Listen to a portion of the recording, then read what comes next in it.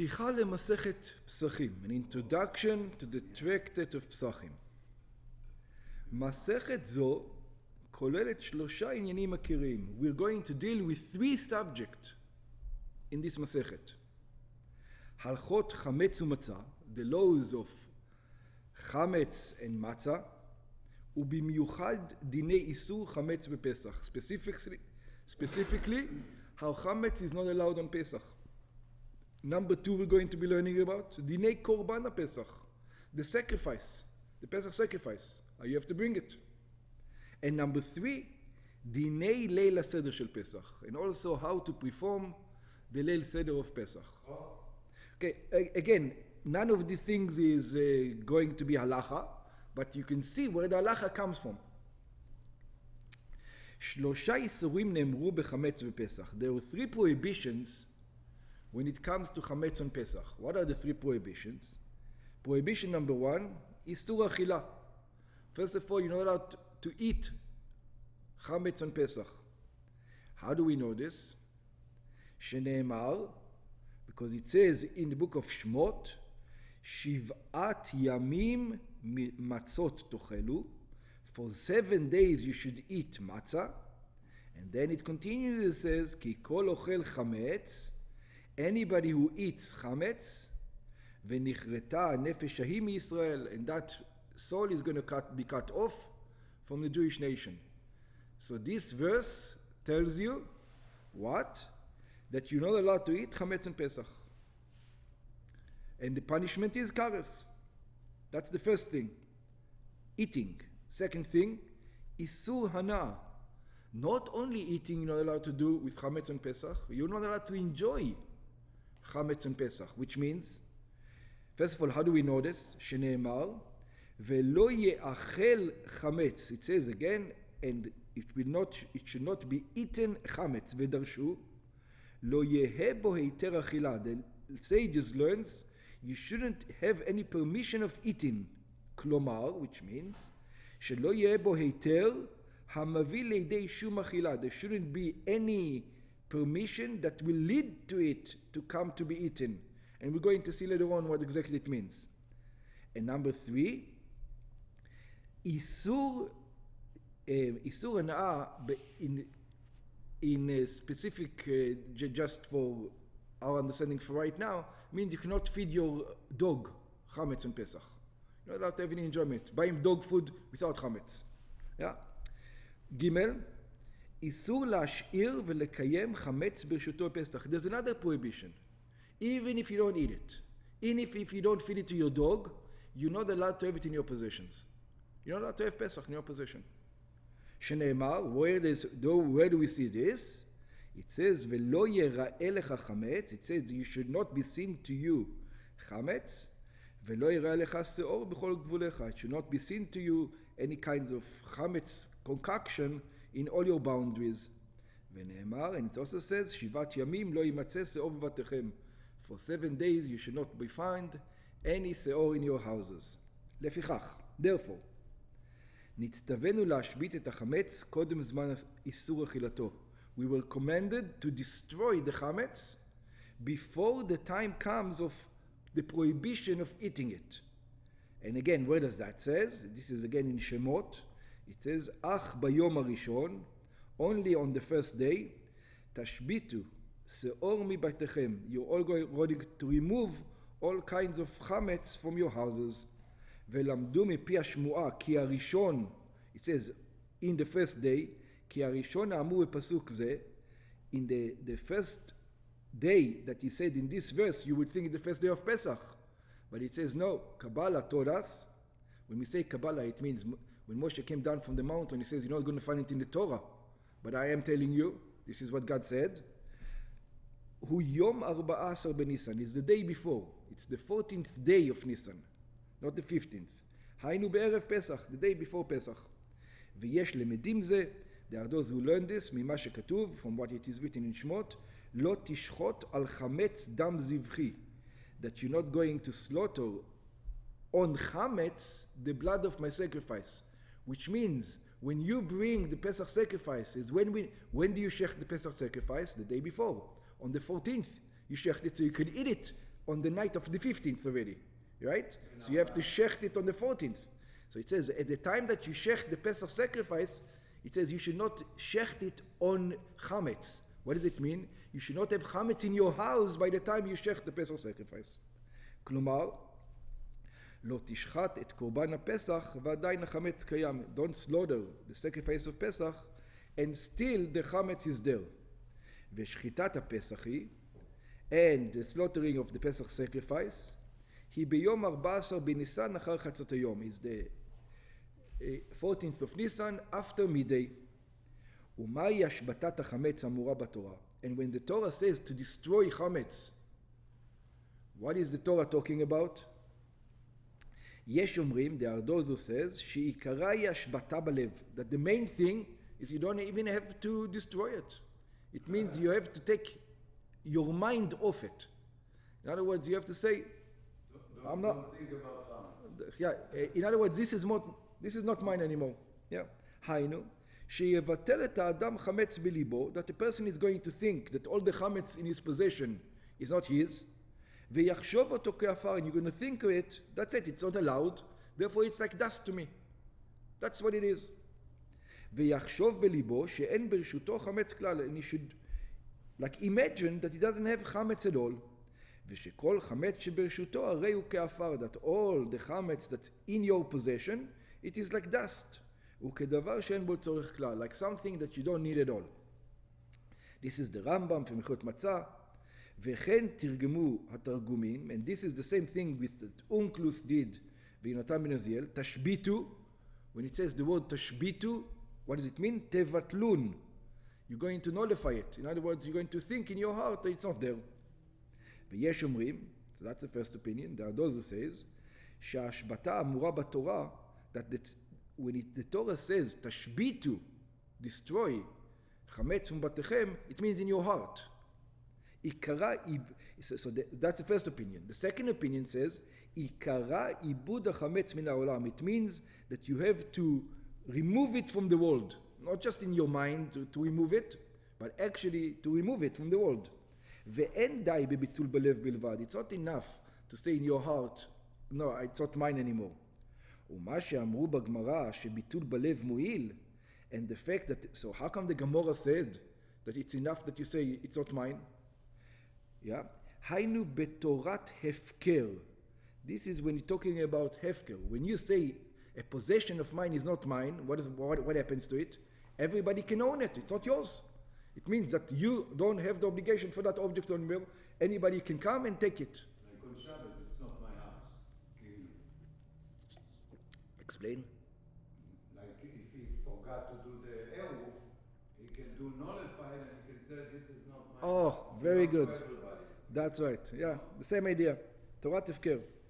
שלא יעבור אדם בבל ייראה ובבל יימצא. It says that way a person is not going to transgress on it should not sin and it should not be found. שנאמר ולא ייראה לך, because the verse says you should not find to you. In other words, anything that is in your possession. שלך אין אתה רואה. It says your possession you're allowed to see. אבל אתה רואה של אחרים. But if you say it's not mine, if you mafkir it, if you say this doesn't belong to me anymore, then it's not yours anymore. There's no prohibition of having not your stuff in your house, not your chametz stuff in your house. Yeah, you go to the supermarket on Pesach, it's not your stuff. You can look at everything. It's not yours. What's the problem? It's not mine. Yeah. וזה שהופקר אינו שלך, and the things that you said is not mine is not yours. כלומר, שהמבטל את החמץ בלב, that the one who does the nullification of the chametz in his heart, הרי הוא כאילו אינו ברשותו. It's like saying, it's not mine. It says, it's the same idea as hefker. It says, what's the problem? While I'm saying, this doesn't belong to me, that's what I'm saying. I say, chametz is not mine. ונמצא שאינו עובר עליו באיסור לא ייראה ובאיסור לא יימצא. So he doesn't transgress on the two prohibitions of do not be found and do not be seen. אבל אינו מקיים בו מצוות תשביתו. So the second opinion, it says it's true that you are, the two verses that it says it should not be seen, you're doing okay. The verse that says it should not be found, you're doing okay, it's not yours. But there's another commandment. It says, chametz that was in your possession, you should remove it from the world. And you didn't remove it from the world. So therefore, these two prohibition you're good with, but the prohibition of you should remove it from the earth, that you didn't do. You just transferred it. You didn't remove it. אבל אינו מקיים בזה מצוות תשביתו, but he doesn't fulfill the commandment of completely remove it. כי אם על ידי ביעור החמץ מן העולם, how do you remove it from the world? By burning it. That's the way you remove it from the world, by making sure it's not here anymore. Or by burning, no? Burning, that's what I said. Oh, I thought you said by selling. No, by burning. Burning it from the world. By the way, there's no such thing as selling it in the Gemara, in the Mishnah. Selling is something that is much, much later on. ויש סוברים, there are those who think, שמצוות תשביתו כוללת שני דברים. That when it says תשביתו, it means two things. ביטולו בלב, it means you nullified it in your heart, או ביורו מן העולם כשאינו מבטלו. Either or. Either you nullified it from you, that's enough, that means tashbitu, or you have a choice, either to nullify it from your heart or to nullify it physically. So this is like jumping on both systems. Why does it say כשאינו מבטלו? ויש דעה שאף לסוברים שביטול בלב מועיל, and there's an opinion that even those who says that nullification in the heart is good, היינו לחמץ שאינו ידוע לו. It says, when can you nullify chametz in your heart? It's that chametz that you don't know about. But if you know about, no, that you have to burn. אבל חמץ הידוע לו, but the chametz that you do know about, מצוותו השבתתו על ידי ביורו מן העולם. So there's many opinions of exactly what does it mean to remove it from the world. ויש עוד דעות אחרות, there's other opinions in all of this. מכל מקום, nevertheless, let's see for what we need to know. מדברי סופרים חייבים לבאר את החמץ. Maybe it's not from the Torah, because according to the Torah you can argue it's enough in the heart. Yeah, but the rabbis for sure said you have to burn it.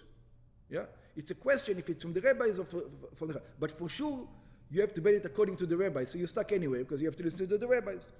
ומכאן חייבו חכמים, and because of this, we're going to be leading this to our first Mishnah. Because of this, the sages said that you have to do bdikat chametz. You have to check for chametz. Why? Because either just nullification of the heart is not good, and you still have to burn it. כדי לבערו מן העולם, you have to check to find your chametz so that you can remove it from the world, because it's a mitzvah from the rabbis, at least, if not from the Torah. So that's the first part that we're going to be dealing with. We're going to deal with all these halachas in many Mishnayos that's going to come up now. Second part of Mishna Pesachim is Korban Pesach. Is going to be the Pesach sacrifice. That's going to be the second part of the Masechet. Hi'ikar mitzvato shel Chag HaPesach. This is the main mitzvah of the Pesach holiday. Today, unfortunately, it's not. It's the Seder. Yeah? But the old time, like Shofar is for Rosh Hashanah, the Pesach sacrifice is for Pesach. That's why we call it Pesach. The Pesach is for the Pesach sacrifice. Upratav mefurashim b'Torah. And all the details of the Pesach sacrifice are explained in the Torah. Where? In Parashat Bo. In the Parashat Bo, it says, En korban ha-Pesach ba ela min ha-kvasim u'min ha-izim. The Pesach sacrifice can only be a sheep or a goat. Yeah. Only sheep or goats. Mm-hmm. Yep, it can only be sheep or goat. Like it says, Set tamim zachar ben shana. It says a sheep, unblemished male, 1 year old. And when it says sheep, the word sheep, it means both sheep and a goat. Zman shchitato lefi Torah, the time to slaughter this sheep according to the Torah, hu ב-14 בניסן בין ה-40, is in the 14th of Nisan, מנחה time. כמו שכתוב, like it's written, ב-14 יום בחודש הזה, in the 14th of this month, בין ה-40, in מנחה time, towards evening, תעשו אותו במועדו, you should make him in his time.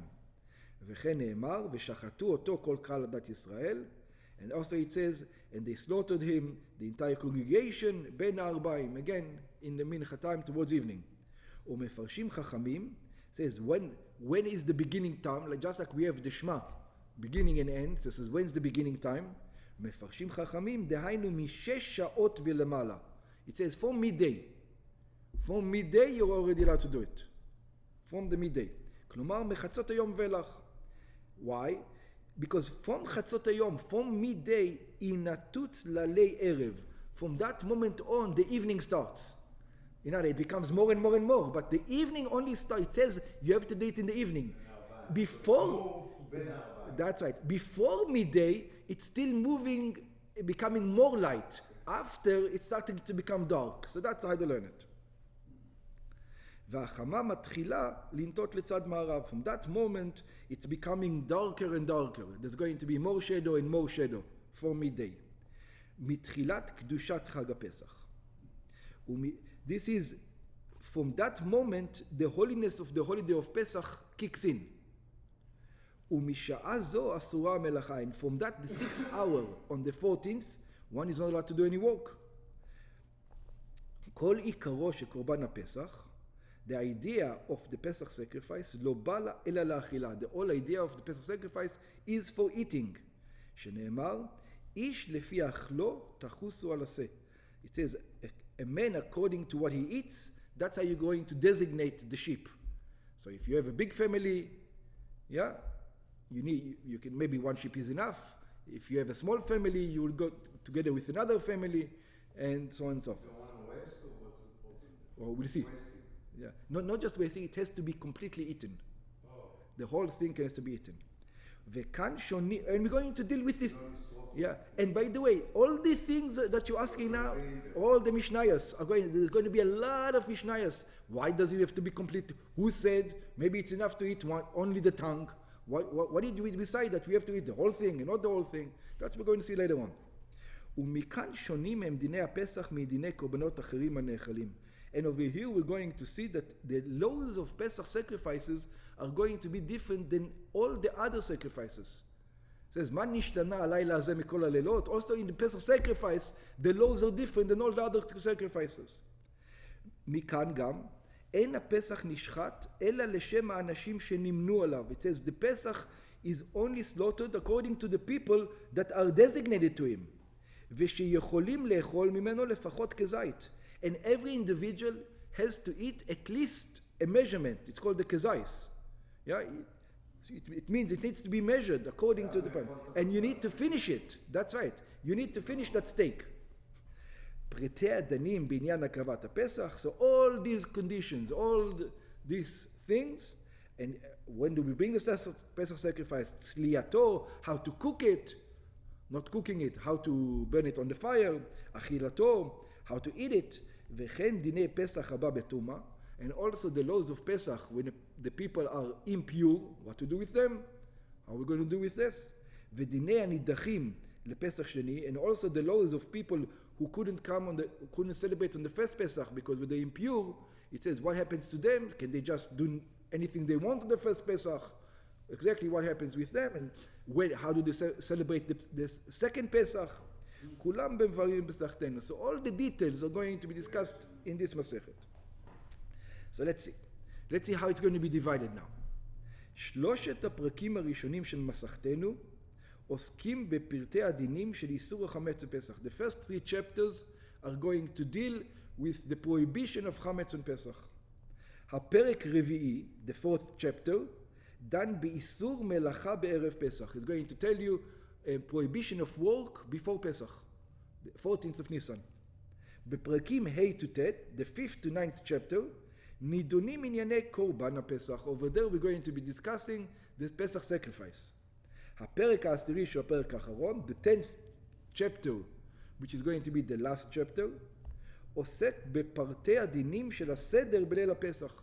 It's going to explain to us all the rules of the Seder on Pesach. הרמב"ם כותב, the Rambam writes, שמסכתנו סודרה אחרי המסכתות שבת ועירובין. It says why Pesach comes after Shabbat, after Eruvin, לפי שהיא מצווה שנייה לשבת בפרשת המועדות, because it's the second commandment to Shabbat when it comes to the holidays. והיא תחילת המצוות הנתונות על ידי משה. And this is the beginning of the commandments that were given by Moshe. ולמה נקראתנו מסכתנו פסחים בלשון רבים? And why is it called in the plural? It's called Pesach. Why is it called פסחים? יש מבארים, there are those who explain because there are two Pesachs. מפני שיש פסח ראשון ופסח שני. Because there's the first Pesach, if you're pure, and if you're impure, you have another Pesach. ואומנם בפרק התשיעי מבוארות הלכות פסח שני, and we're going to deal with the laws of the second Pesach on the 9th chapter. המאירי כותב, the מאירי writes, שבימי הגאונים חילקו את המסכת לשתי חלקים. At the time of the גאונים, they divided this tractate into two parts. החלק הראשון כולל 4 הפרקים הראשונים, והפרק העשירי. The first part had to do with chametz, and the seder, that's why it was divided. העוסקים בענייני חמץ ומצה בליל הסדר, והחלק השני כלולים את ה' העוסקים פרטי הדין של קורבן הפסח. In other words, it was the sacrifice of Pesach and chametz and matzah in ליל הסדר. That's the way it was divided. לחלק הראשון קראו פסח ראשון, and there, for the first part, they used to call Pesach Rishon, it was divided the first Pesach, ולחלק השני פסח שני, and to the second part they used to call it Pesach Sheni, so that's why it's called Masechet Pesachim, because it used to have two parts, two Pesachs. מכאן כנראה שם פסחים למסכת כולה.